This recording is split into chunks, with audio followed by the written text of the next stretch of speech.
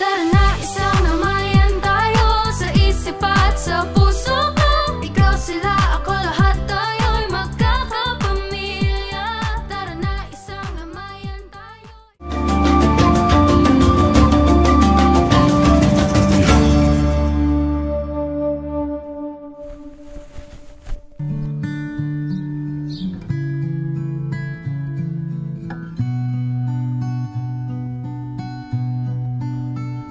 Nakaraang episode, i-feature natin ang Shanice Canteen nasa kanto. Ngayon naman ay tutungo tayo sa dulo ng Castañeda. Napag-alaman namin isa pa ito sa mga puntahan ng mga panahong kasagsagan pa nito. Sa ating mga kabarangay, naaalala niyo pa po ba kung kailan nagsimula ang tindahang ito sa Namayan? Tara, alamin natin ang istorya ni Aling Putet. Dito lang sa bagong episode ng Know Thy Kingdom.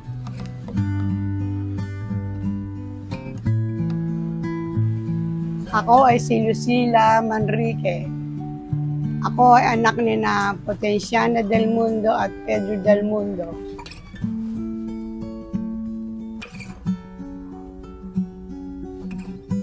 Nagsimula nag-operate ang tindahan ni Aling Putet pagkatapos ang gera. At hanggang sa ngayon ay nag-ooperate pa lang at ako ang namamahala.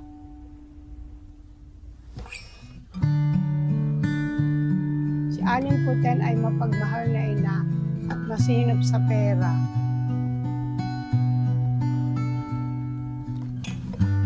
Kaya naging sikat ang tindahan na ito dahil ang bayan ito ng mga taga-Ilian.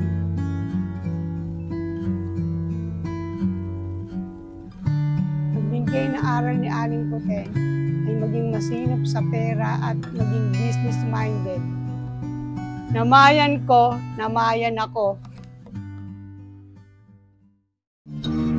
Who are the people in your neighborhood? The people that you meet each day. Magandang umaga, Namayan.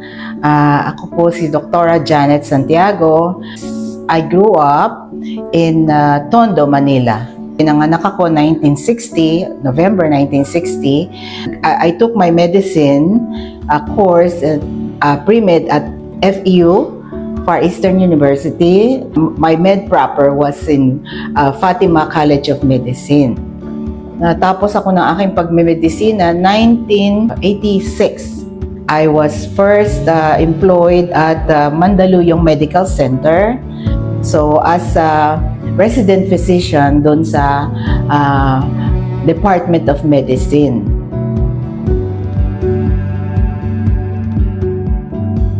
How am I as a mom? Bali, hindi ako strikta. Pero hindi rin naman ako lenient. Matanong, madaldal, pero when it comes to counseling my children, talagang one-on-one ko yung nakikipag-iyakan pa ako dyan sa mga batang yan. Kay Jana, kay Nika. Yung dalawa nakatapos na, yung isa ay medtech, yung isa ay PT. Ngayon, meron na akong dalawang apo na from Tigisa sa kanila. So, sa tingin ko naman, I have raised them well. Kasi hanggang ngayon, ang family namin very close and ties. Ang nakita ko kasi, very close ang mga tao sa Namayan noon. Para silang magkakapatid, magkakakilala lahat. Totoo. Dito, kahit malalayo yung bahay, hindi sila ganun ka-close. Pero ang kanilang, very close. Diba? So, kaya yun yung ko, tapos tahimik. Makikita mo yung changes na kung ang barangay kasi you are promoting talaga dyan beautification, cleanliness and beautification, diba? Tapos peace and order. So makikita mo yung napakalaking diferensya na kung saan parang tumalon as napakalaki ng talon ng mga aspect na to.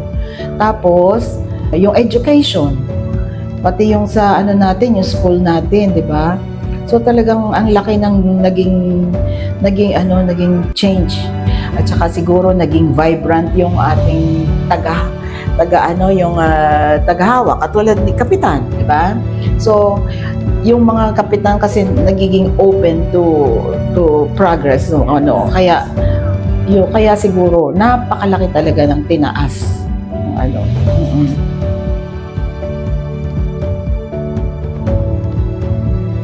Yung ano so dapat open ang mga bata sa ano sa changes kaya lang minsan dapat hindi ka rin total titignan mo kung alin yung masama at alin yung mabuti. We were given the right mind to choose kung ano yung right track para sa atin. So hindi lahat ng nakikita nyo mga bata ay tama.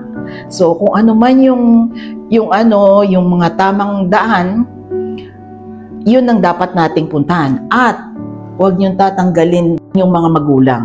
So, pagka meron kayong, if you're aspiring for anything, go ahead. Sige. Kasi, kayo ang gagawa ng future nyo. You should just be on the right track. Namayan ko? Namayan ako.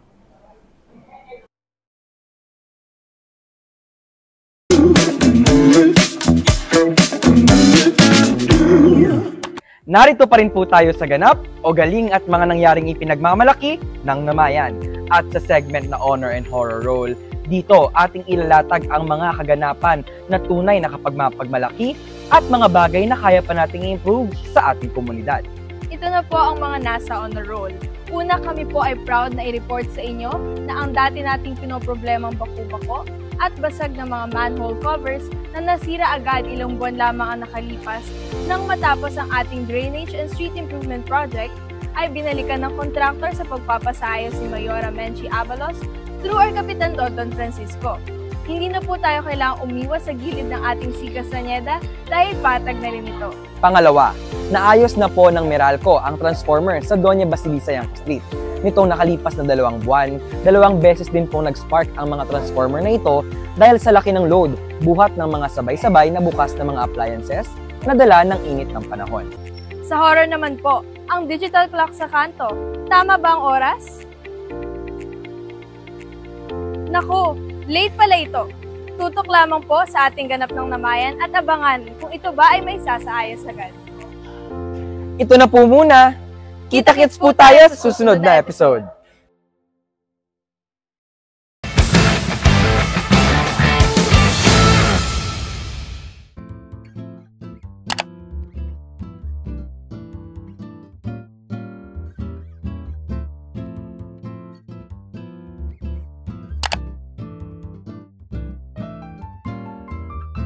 Nag-start. Actually, ang kwento talaga niya is before we asked our mom na kung pwede mag-alaga ng dog.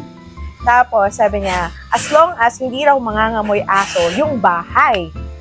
So we had to really research on ways kung paano nga gawin yung gusto niya. So naghanap kami. So belly band, we started with belly band. Yung nilalagay wrap around dun sa may area nung kung saan siya nag-review. And then we put in na lang diaper. So, pinagawa namin. So, nung time na yon wala pang ganun sa Philippines masyado. So, pag nagpupunta kami ng mall, people tend to ask, saan nabibili yan? Ganyan. Tapos sabi namin, sa amin. Kasi, like what our father said, you can sell anything under the sun. We actually started online. So, one of our customers buying a shampoo from us. Ngayon, she introduced us sa online platforms. So, from there, dun kami talagang nag-start as positivity.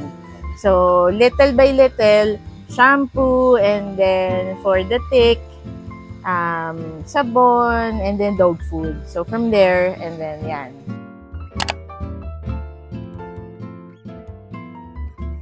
Favorite memory? I remember before, so yun nga, when we started doing online, sa Shopee, we started with Shopee. So, dumating yung point na naka-5 kami. Tuntua kami. Tapos, sana maka-20 orders tayo. That time, kami pa nagda-drop off dun sa courier. And then, from pa-5, naging 20, and then, naging 30, and then parang, ang pinaka natatandaan ko malakas na nun, parang 100 orders per day. So, nag-average kami ng gano'n. So, it parang naging family teamwork. Like, yung mom namin, yung dad namin, lahat nagpapak. So, parang yun yung, parang nag-start yung bonding talaga.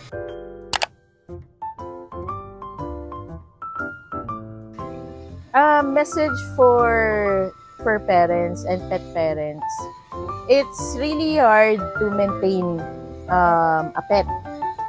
Especially in these times na talagang everyone is really aware of pet ownership. First, syempre, vaccine. So, have to have yung vaccine, deworming. Usually, yun naman yung mga kailangan. So, we still have to do our responsibility as a pet parent, though we know na in the end, yun din naman ang pupuntahan niya. Pero still, we have to give everything we could para ma-survive niya. It's worth saving. Oo. Every pet is worth saving.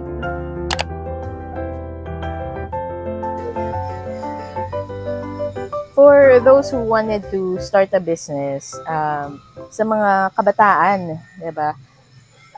Like us, we started small. Little by little, step by step, maiintindihan nyo naman on how to run a business. Pero yung passion nyo, doon sa itatayo nyo, dapat andun. Having a business talaga, kailangan mo talaga ng continuous learning. Kasi minsan may matututunan ka rin sa kanila. Yeah. Like kami, akala namin, okay na tayo as for parents or for siblings. Pero sa kanila may maririnig ka, ganito pala yung magandang vitamins. Ito pala yung magandang food. Kasi dyan, having a pet shop, kailangan may alam ka. And again, passion. Namayan ko, namayan ako. Namayan ko, namayan ako.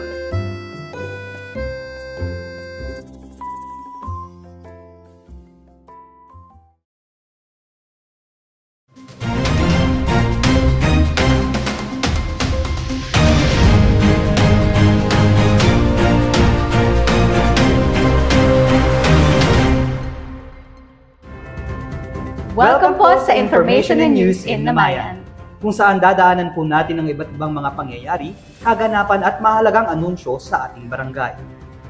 Una sa disaster, ang Doña Basilisa Yanco Street ay nakaranas muli ng electrical fire noong May 21 dahil sa pag-spark ng transformer. 3 linggo matapos ang unang pag-usok nito noong April 29. Mabuti na lamang dahil ang ating punong barangay Don Francisco at ang ating Namayan Emergency Action Team ay palaging nakaantabay at handang rumisponde sa emergencies sa ating barangay. Ang nasabing transformer po ay naisayos na ng Meralco upang maiwasan ang sakuna. Ikalawa, sa edukasyon. Ang Namayan Daycare ay nagdaos ng kanilang moving up ceremony noong May 21. Sila ngayon ay bukas na para sa enrollment para sa school year 2024 to 2025. Narito po ang mga paanyaya para rito. Sa karagdagan, ang Doña Basilisa Yanco Elementary School ay nagsagawa naman ng recognition rites noong May 29 at graduation ceremonies nitong May 31. Amin pong pagbati sa lahat ng academic achievers at lahat ng mga nagsipagtapos ngayong Mayo. We are proud of you, Batang Namayan! Ikatlo, sa kalusugan, ang Duyan ni Nanay proyekto ng Rotary Club of Wakwak sa pakikipagtulungan sa Barangay Namayan ay nakapagpatapos din ng bagong batch ng benepisyaryo nitong May 22. Ito po ang programa para mapangalagaan ng mga high-risk pregnant at lactating mothers sa ating barangay. Sa mga interesado ukol dito, maaari ninyong tanungin ang ating Barangay Nutrition Committee sa ating Namayan Health Center para sa impormasyon. Isa pang aktibidad para sa wellness. Ang regular Zumba sessions ay tuloy-tuloy po sa Namayan Park Complex. Ang kanila pong schedule ay kada Miyerkules, Sabado at Linggo. Ito po ang Namayan Sexy Movers nag-iimbita. Tara na, Zumba tayo kasama ang Namayan Sexy Movers! Ika-4, sa Community Affairs. Ang Barangay Namayan ay patuloy na nakikiisa sa pagpapatupad ng nationwide program ng ating Department of the Interior and Local Government DILG Secretary Benhar Abalos na kalinisan o kalinisan at kayusan sa bagong Pilipinas. Sa iba pang mga pangyayari, bumisita ang Overseas Workers Welfare Administration o OWA para sa parokya ng OWA sa barangay at pamilyang OFW. kung saan ang mga kaanak ng OFW mula sa iba't ibang mga lugar ay dumalo sa nasabing forum. Ang Narciso Bernardo Arena ay bukas at welcoming para sa mga pagpapalago ng iba't ibang mga kampanya at advokasya para sa mas ikabubuti ng ating komunidad. Ikalima, sa mabuting pamamalakad. Ang ating Namayan Barangay Council ay regular na nagsesesyon upang talakayin ng iba't ibang mga issue at magpasa ng mga pulisiyang makapagpapaganda palalo sa ating barangay. Sa pagtatapos, alam niyo po ba na ang ating very own Punong Barangay Dondon Francisco ay welcome na bilang pinakabagong co-host ng TV and online program na Sa Barangay Tayo? Sa segment na Sagot ni Cap, sinasagot po ni Cap Dondon ang mga katanungang pambarangay mula sa viewers ng nasabing programa. Nitong May 21, lumabas na po ang episode kung saan bumisita sila sa Barangay 57 sa Tondo, Manila. Congratulations and best wishes sa iyong bagong programa, Cap Dondon. Muli ito po ang information and news in Namayan. Naghahatid sa inyo ng serbisyong higit pa sa inyong inaasahan.